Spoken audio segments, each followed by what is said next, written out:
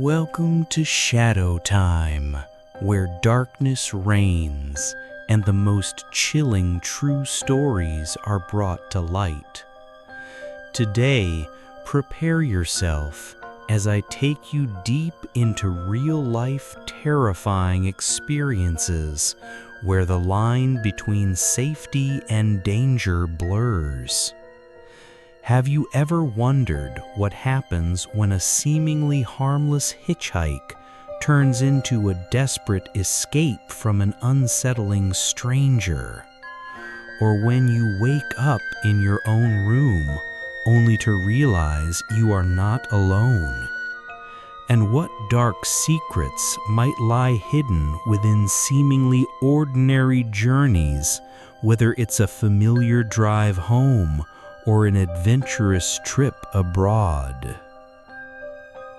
At ShadowTime, we explore these horrifying moments, true accounts of betrayal, sheer terror, and unsolved mysteries. Get ready, because sometimes the greatest horrors don't come from fiction, but from real life itself. Are you ready to face them?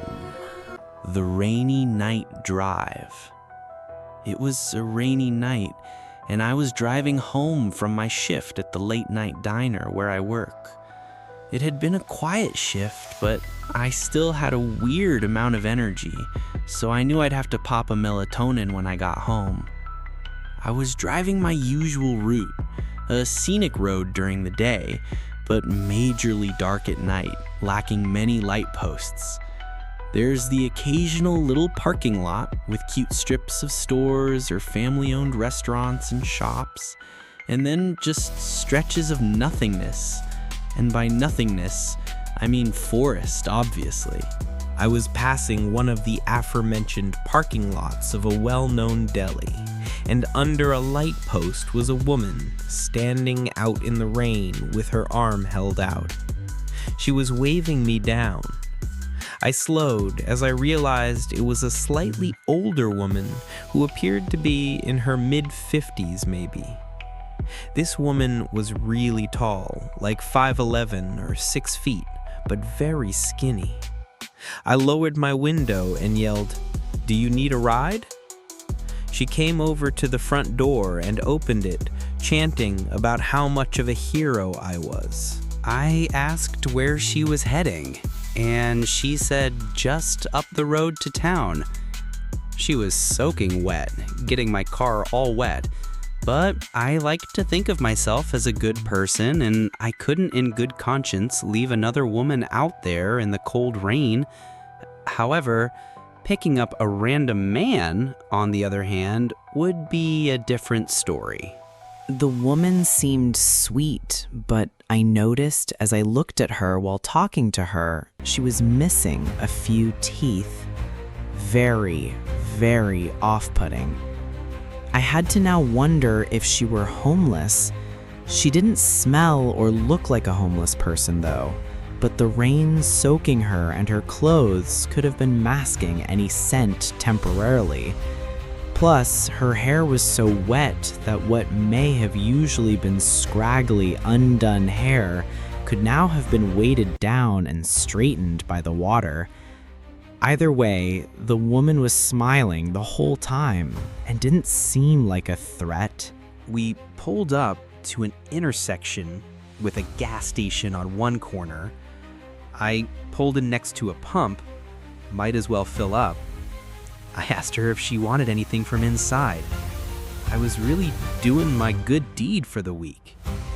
She said, "No thanks, honey."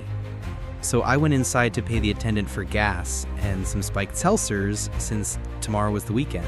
When I got back to my car, the woman was gone. I looked around the gas station lot real quick, but it was tiny. She was gone. She must have run off somewhere. I felt slightly bad, feeling like she was some lost, helpless woman, but part of me also felt slightly relieved. I filled up the tank of my SUV and I was on my way home When I got back to the house, I went straight inside my apartment, which is the first level of a two-family house. There's a tenant upstairs and me. The front door into the foyer was usually left unlocked. Then the two doors leading to each apartment were locked. I let myself in out of the rain and into my apartment. I set the seltzers down on the counter. I wasn't that tired yet, so I took a melatonin and tried to go to bed. Even with the melatonin, though, I was having a hard time sleeping that night. My mind was kind of going wild with thoughts. A lot of thinking about that woman I picked up earlier, and what happened to her. At certain points, I heard slight sounds from outside of my bedroom, but I dismissed them as sounds from the upstairs tenant. Boy, do I wish I was more suspicious before falling asleep. The figure in the corner. I woke up in my dark bedroom, something that usually would never happen when I take a melatonin. I usually sleep like a baby through the night. I sat up feeling drowsy, feeling really thirsty too. I reached over the table next to my bed for my water, and then I saw and heard something across the room from me. I saw someone crouched in the corner of my bedroom behind a clothing dresser with their legs folded. I had to be hallucinating it. I shook my head violently and made weird noises. I even slapped myself in the face, and now whoever was in the corner stood up and walked out of the room. I didn't scream. I didn't say a word. I sat in my bed in literal shock. The part that had me questioning my sanity for a bit after the figure was gone was that there wasn't a single sound from outside the room after this. No footsteps, not the sound of a door closing. I grabbed my phone and called my dad. He picked up, confused why I was calling so late. I told him of what I just saw, and he said, "Trish, you probably just had a night terror." I stayed on the phone with him as I was continuing to become more awake, and I left my room and turned on the lights to the living room. Outside, it was a small space. There was no one in there. I looked around the entire space and could confirm no one was there. I started to believe that maybe I did just hallucinate it, but still, I slept with the bedroom door locked that night. When I woke up in the morning, I drank some coffee and got dressed for the gym. I went to open the door to the foyer and realized it was already unlocked. My heart sank. Last night, what I saw, was it real? I did another look around the apartment, confirming no one was inside. I went out to my car and opened the back door to put my gym bag in the back seat, and that's when I noticed the damp, yellow, brownish stains all over the floor in the back, and my blanket that I always had back there was gone. I wanted to cry or scream. I figured it out. That woman snuck into the back seat last night when I was in the gas station. She either somehow unlocked the door to my apartment, or I mistakenly left it unlocked. I called my dad again frantically, asking him what to do. He said check and make sure nothing was stolen, and if nothing was, then calling the police really wouldn't do anything. I checked the house and didn't find anything to be missing, just my blanket from the car. I skipped the gym that day.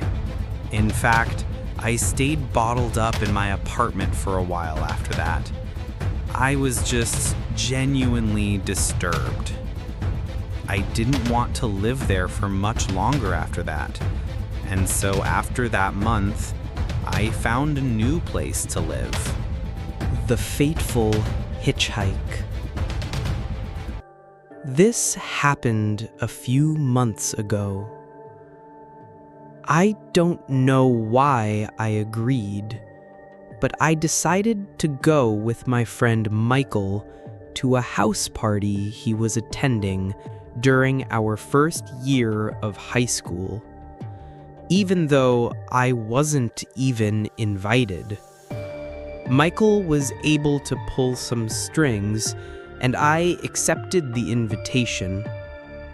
Knowing that I wouldn't be able to drive, I made the choice to go with Michael.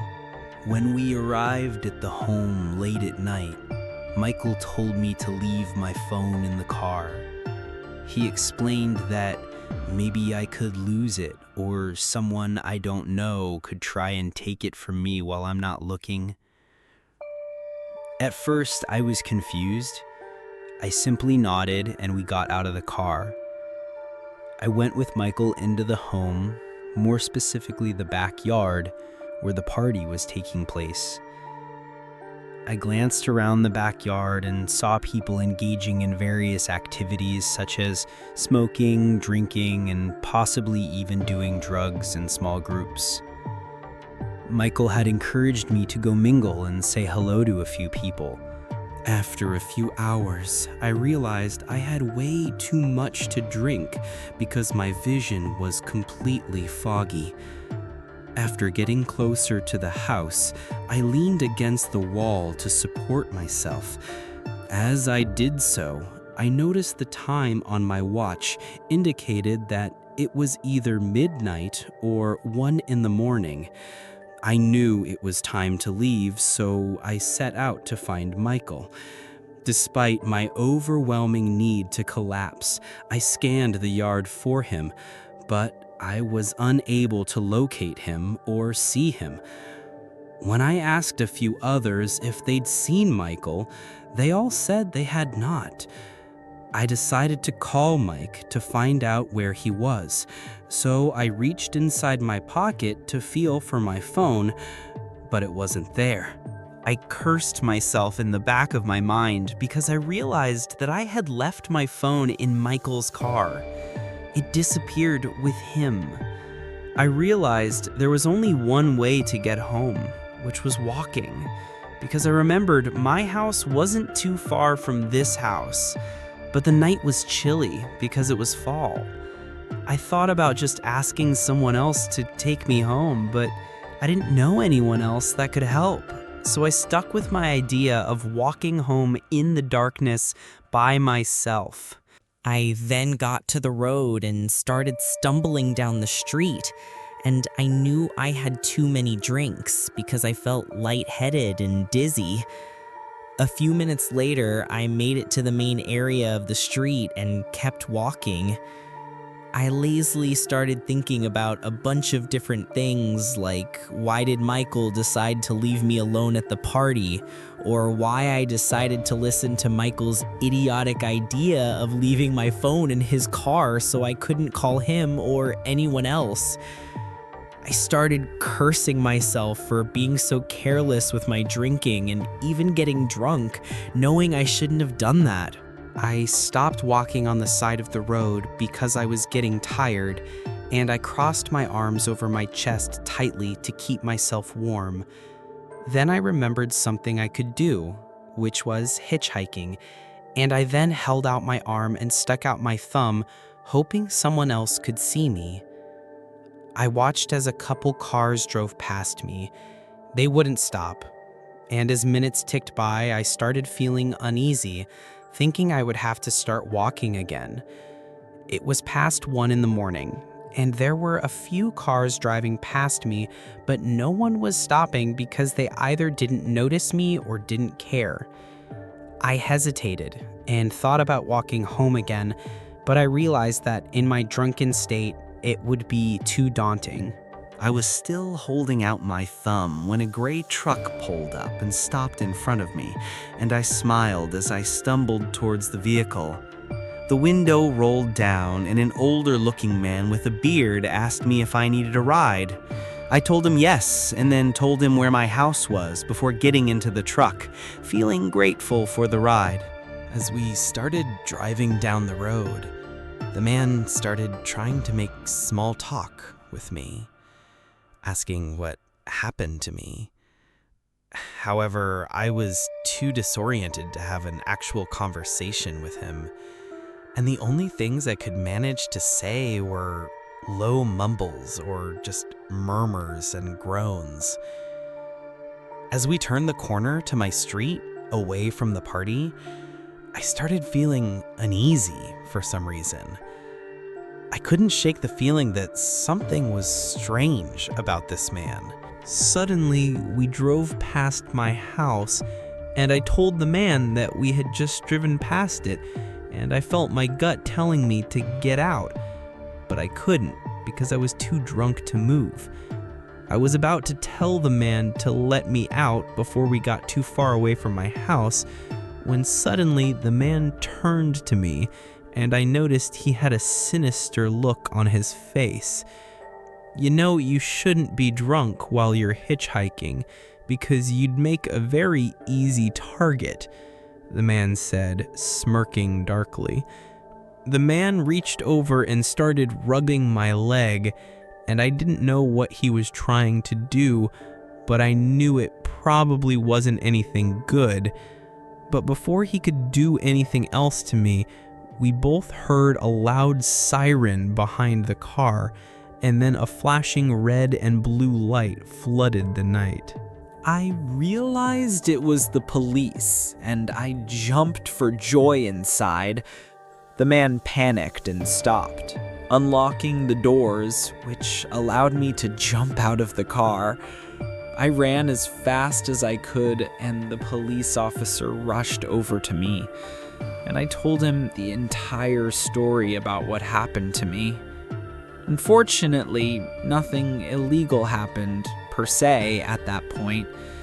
The police officer told me that he was looking for someone in a gray truck who had apparently stolen something from a store. I'm not sure if it was the man who picked me up or someone else, but I was just glad the police officer stopped the car. A cop gave me a ride home, and I decided from there on I wouldn't get so drunk that I couldn't think straight. I now know the importance of being responsible and staying aware of my surroundings, even when having a good time. The college horror. I was still in college when this happened. I went to a big party school in upstate New York. I wasn't in a sorority, but I attended a lot of the frat parties still. I had a heavy drinking phase in college, unfortunately, but I guess it's good that I got it out of my system there. There was an upcoming frat party that my friends Deanna and Kayla wanted to go to. I was not one to ever say no to a party unless I was already deathly hungover, and even then, I had sometimes been known to still go out. I was living in a house off campus with 3 other girls. We were not a sorority house or team house or anything like that, just 4 friends renting a house together. I believe it was a Kappa Sigma party that we were going to. The house was about 20 minutes away from campus. We pre-gamed pretty heavily at our house, and then we called an Uber, which we all split on. The Uber ride there, we pre-gamed some more, which was a recipe for disaster. By the time we showed up to the party, I was borderline blacked out. I just barely remember the layout of that house. I'd never been to a Psychi party besides that night. It's weird, I have short spans of memory from that night. I vaguely remember the outside, that there were a bunch of frat guys standing out front of the house, and then I remember the DJ in the living room and the 2 beer pong tables in the kitchen. I was later told that I'd played beer pong with some random frat guy and ended up talking to him in a corner for a big chunk of the night, but after that, nobody knows where I went. I couldn't even tell you the last thing I remember before waking up sleeping on the grass on the side of the road in a daze. My head was throbbing. I had to still be somewhat intoxicated. It was pitch black outside. I was laying by a bunch of trees like a wooded area. Apart from the university, there wasn't much up there besides woods and the occasional little town. There were a couple light posts further down the road, so I wasn't just laying in complete darkness. I patted down my pockets, looking for my phone, and I had a meltdown when I realized my pockets were empty. I was also missing my crossbody bag. I had absolutely nothing on me. I started to freak out. I couldn't even call for help, let alone check the time or where I was. I looked around the immediate area by where I was sleeping. Nothing. My white shirt was stained with dirt, but that was the least of my worry. I started walking down the road, closer to the light posts. I was starting to realize there were no buildings in sight. I was on some completely random back road. I leaned on the light pole for a few minutes, wondering what to do. I decided I'd wait for someone to pass by and ask for help. It took a long time though, at least 15 minutes before I noticed headlights down the road. I stepped out onto the road, waving my arms and jumping, trying to ensure I got their attention. The car slowed to a stop on the side of the road. I approached the car, and the guy inside rolled down the window. Once he asked me if I was all right, I told him I was stranded without a phone and needed a ride home. He told me to get in, and I did, making sure to let him know how much I appreciated it.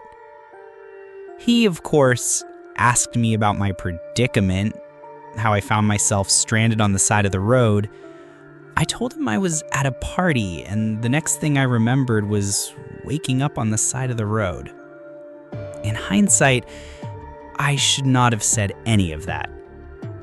I should have been as vague as possible, not let this guy know that I got completely trashed and was vulnerable. He asked why I didn't call for help, and I told him I lost my cell phone too. The guy looked at me like I was a fool. I looked back at him for a second, and this was the first time I really analyzed his features. He was like 35. He wasn't the best looking guy. He had a thin goatee and a big nose. I gave him my address to put into his GPS as he drove. He put the address in, and then I heard him say, under his breath, "Okay, here we go." I asked how far away we were, and he said about 20 minutes. That sounded about right, since the frat house was about 20 minutes from our house. I thought things would go smoothly. I get dropped off at the house where Kayla and Diana would be waiting for me with my belongings. But nothing can ever go that smoothly. The man spoke in a gentle voice basically the entire time. He was asking basic questions at first. His soft voice was almost, in a weird way, off-putting. Like, why was he talking in an almost whisper in the car? We drove on and on for what seemed like over 20 minutes on the same road. I started to get concerned, and so I asked him how much further we had. He didn't respond right away. So I said, "Sir?" And he went, "Hmm?" And I repeated my question. He said in his soft voice, "Not far." This wasn't right. Our house is in town, yet we were still on the same back road with nothing but trees everywhere. I started noticing in my peripheral vision that he would look at me multiple times, like he'd move his whole head to stare at me for a few seconds, and then look back at the road. I was starting to feel sick. I asked him if he put the right address in, and he said yes. Then he said, "What color underwear are you wearing?" as he put his hand on my knee and started rubbing my knee. I moved it away and told him in a desperate voice to please not hurt me. I just want to get home safe. He said, "Why would I hurt you?" After saying this, he pulled onto the grass on the side of the road and put the car in park. And he was about to lean over towards me and do something, like put his arms around me, but I didn't let him. I opened the door and ran into the woods. Luckily, I was wearing my Air Force Ones, so I didn't have a hard time running in the woods. I ran only just enough to be out of sight from the car. When I could no longer see its headlights, I heard the man for the first time raising his voice, and he yelled into the woods, "Where you at? I just want to lick your expletive." I put my hands over my mouth, not only to muffle my breathing, but because of pure fear. I waited and waited until I heard a car door slam shut and the sound of a car speeding off. I waited a few more moments before walking back to the road, confirming he was gone. I felt truly helpless. I didn't want to run into that man again, but I also needed someone else to help me. I waited just at the edge of the woods for another car to come, and eventually one did. I saw the headlights approaching from afar, but I waited until I was sure that it was a different car before jumping out and waving my arms and yelling. The car came to a stop. It was another man, this guy a little older. I sat in the back seat this time. I was so shaken up that I hardly spoke, apart from answering whatever questions about my predicament he asked. Thankfully, this man dropped me off at the house. It was like 4 a.m. at this point. My friends were still awake, waiting for me. They had my phone and my bag. They were contemplating calling the police if I didn't come back by morning. No one had any clue who I left with or how I ended up on the side of the road. The boy who I was with claims he wasn't the one to leave with me. In fact, there's no solid proof that I even left with anyone, but that leaves no explanation how I ended up sleeping on the side of the road. I cut back heavily on the drinking after this night, and I never want to be in a situation again where I have to hitchhike. The Hitchhiker and the Serial Killer. Out of the dark forest, I was hitchhiking from Leipzig, Germany to Paris. He was a Frenchman, a somewhat dirty and unshaven driver, small and shabby. He agreed to give me a ride in his car, a ride with him to Paris, where I needed to pick up my paintings from an exhibition I had there. It was October. I was 29 years old, and he seemed about the same age. He spoke broken English. I spoke no French at all. I really didn't have a clue who this guy was. The day was mild, sunny and blue. It was a warm and comfortable French day, a great day to hitchhike. It was around 4:30 p.m. when I met him at a gas station somewhere in France. I hopped into his little old car, happy to have scored a ride. We drove off to Paris on the main highway. After some small talk, mainly about where I'm from, he reached over my lap and opened the glove compartment. He pulled out what looked like a bunch of passports. They were passports. He handed me all 4. The first pretty girl was his girlfriend, who died falling off the back of his motorcycle, he said. The second, his girlfriend, who died in a car crash, he told me. The third girlfriend died from a brain tumor, and the fourth fell off of a horse, he said. I'm such an unlucky man. I agreed he was unlucky. The uneasiness started then and only grew as the miles rolled on. He was in possession of 4 young women's passports.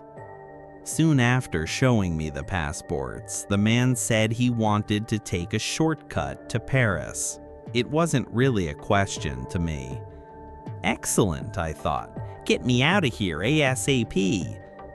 I assumed we would cut through some charming French villages on secondary roads, past houses and farms. But no. Instead, we turned off onto an implausible dirt road off the main highway. Uh-oh, I thought. Not good. But I kept silent. Why we keep quiet is a mystery, perhaps because of our dumb manners. At first, the road was out in the open, through a field.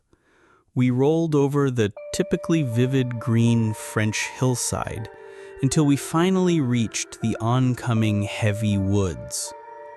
The road narrowed. It grew instantly darker as we entered the forest road and drove in. The interior of the forest was creepy. The woods looked like the perfect place to hide something. I still found the woods beautiful. Beautiful and dreadful. It was at this point that my French driver shouted in broken English, "I don't want to speak English anymore." This was definitely not a request. Then silence. Uncomfortable silence in the darkening forest. I started to feel a small trickle of adrenaline in my body. My fight or flight instinct was warming up. Communication had now officially ended. Just silence.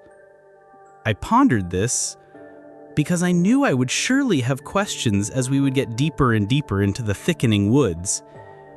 I knew, though, that I wouldn't ask anything. Nothing. It was now 5 p.m., and the sun was fading fast.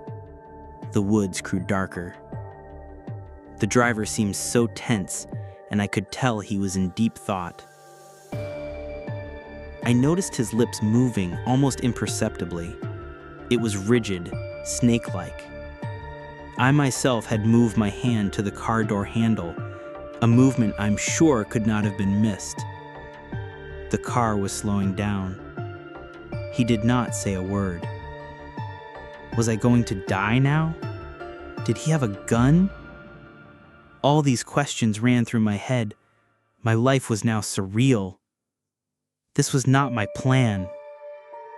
Maybe I communicated with my captor in some secret way. Maybe I gave off some kind of male pheromone perceptible only to men facing off.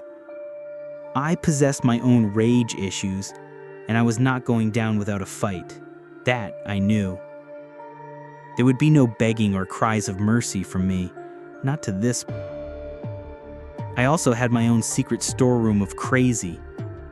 I was big and strong at that time, rode tough through my travels, and there's no substitute for my nothing to lose stare.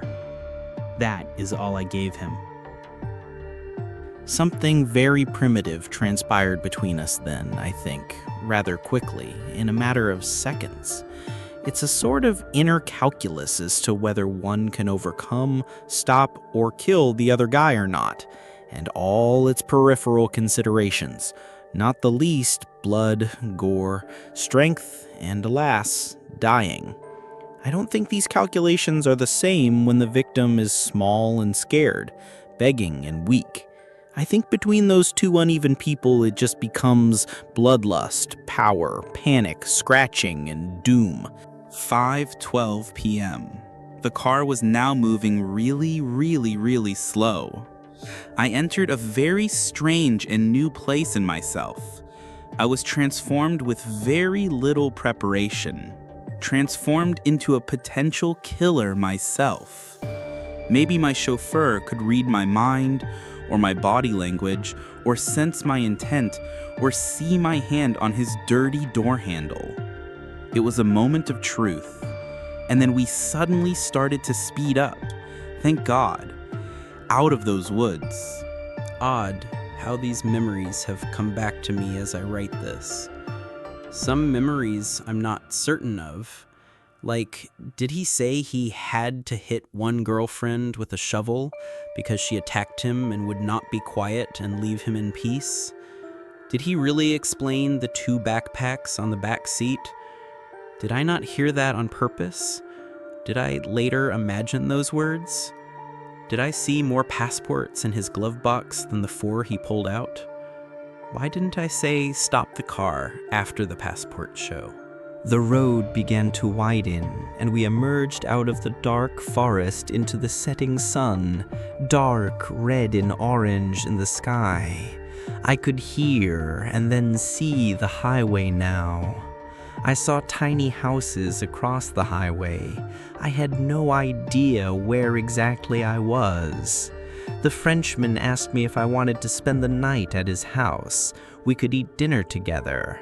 A quick film of his filthy torture chamber basement ran through my head.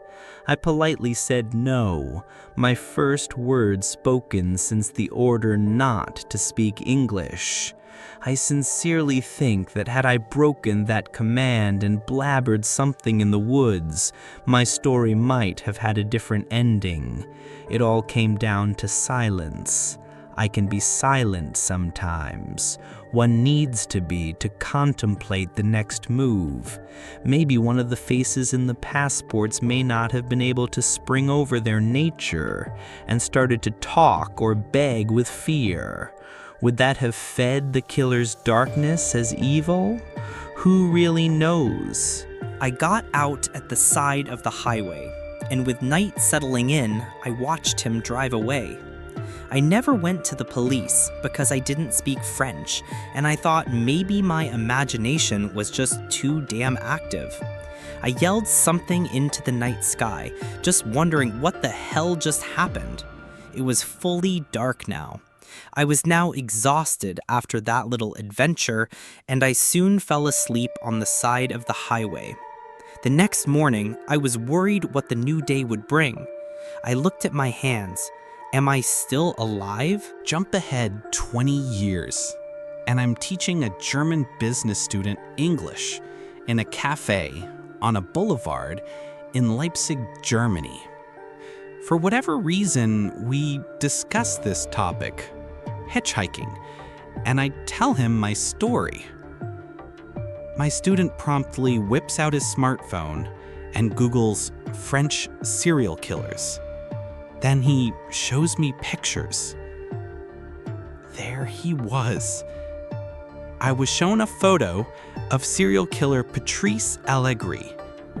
It was him, all those years ago, me and him on that strange ride. I had never forgotten his face. At that time, 1990, there was a reported serial killer leaving bodies of girls on the French roadsides and highways. He was in the midst of his killing hobby back then. I had heard about a killer on the loose. My French girlfriend told me to be careful hitchhiking back then. I've often wondered if the murdered women and other men may have been buried in those woods we passed through slowly. I now wish I had gone to the police and have since subsequently tried. He's in jail and they're not interested. Maybe I could have helped stop more murders back then. That's heavy on my soul, and since then, I've felt the dark light in my body.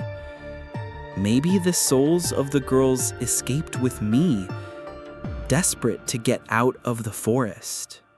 And that brings us to the end of these chilling tales, each one a stark reminder of how quickly a seemingly normal day or night can turn into something truly terrifying. From the unsuspecting ride home to the perilous journey of a hitchhiker, these stories underscore the importance of awareness, caution, and trusting your instincts. I hope these narratives have kept you on the edge of your seat and perhaps even made you think twice about the everyday encounters you have. If you found yourself drawn into these experiences, then you're in the right place. And that brings us to the end of these chilling tales, each one a stark reminder of how quickly a seemingly normal day or night can turn into something truly terrifying. From the unsuspecting ride home to the perilous journey of a hitchhiker to these experiences, then you're in the right place. This has been ShadowTime, where we delve into the darkest corners of real-life experiences. If you want more stories that make your skin crawl and your heart race, be sure to like this video, subscribe to the channel, and hit that notification bell so you never miss a moment of the fear. And if you have a personal, true horror story you'd like to share, leave a comment below or reach out to us directly. Your experience could be the next one we explore. Stay safe out there, and remember, sometimes the scariest stories are the ones that are real.